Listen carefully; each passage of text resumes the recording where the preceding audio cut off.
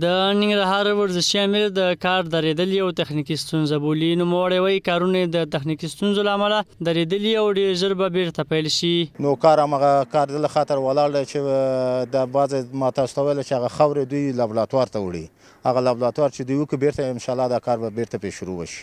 کله څه هم د جلال آباد ښاروالي په دې اړه څه نه وایي، خو د شهرسازۍ ریاست بیا د کار د درېدلو نه خبرې ښیي. دوی وایي تر اوسه ورته د کار د درېدلو په اړه کوم رسمي خبر نه دی ورکول شوی. موږ ته شرکت تر اوسه پورې کوم رسمي سند داسې نه دی لګېدلی چې ما باندې د چا له خوا نه په کوم خاطر څه دپاره معطل شوی دی کار. د سند تر اوسه یعنې زموږ سره همدا اوس پروژه جریان کې دی، پروژه جریان لري. بلخوا د ننګرهار د والي ویان د ځمکې په سر د دعوې د شتون خبره کوي. نوموړی وایي چې د یاد ستونزو له حل وروسته به په یاد جمع اعظم کار پیل شي. موږ هڅه کوو چې دا موضوع کلیر کو پاتې کو د هغې وروسته د خپلې چارې پیل شي. د دغه جمع اعظم جوړونکی شرکت وایي چې د ولایت له لورې کارونه درول شوي. دوی وایي که اجازه ورکړل شي نو په 8 میاشتو کې به یې ګټې اخیستنې ته وسپاري.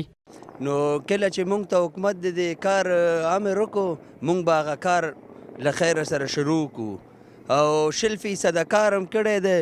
موږ ته د حکومت د خوا نه امر وشو، کار هم ودرول. چې موږ ته حکومت امر وکړو له خیره سره دا کار به انشاءالله تعالی چې یو 10 میاشتې 8 میاشتې به وخت ونیسي. یو شمېر د ورزش استادان بیا ګواښ کوي که په یاد جمع اعظم بیرته ژر کار پیل نه شي نو دوی به د هر ممکن لارې د خپل حق غوښتنه وکړي. دولت باندې غاږ وکړو، که زمونږ غاږ چیرته دولت وانه ورېده نو هغې نه وروسته به د مظاهرو سره به موږ د جمنیزم په څنګ کې ودرېږو، ځکه موږ 22,000 ورزشکاران په ننګرهار کې لرو او د دغه جمنیزم کار به موږ په خپله باندې شروع کړو. که هر چا مخالفت وکړو، موږ په وړاندې سخت مخالفت ښکاره کوو. د جمنیزم خو د ټولو افغانانو ټولو ورزشکارانو کور ده او دا به یې جوړ شي. نو زموږ هم دا خواسته چې دا جوړ شي، په دې کې موږ سره همکاري وکړي او که چې دا جوړ نه شي نو بیا به هغه وخت سره موږ تصمیم نیسو، خپله ولې ځلې به کوو.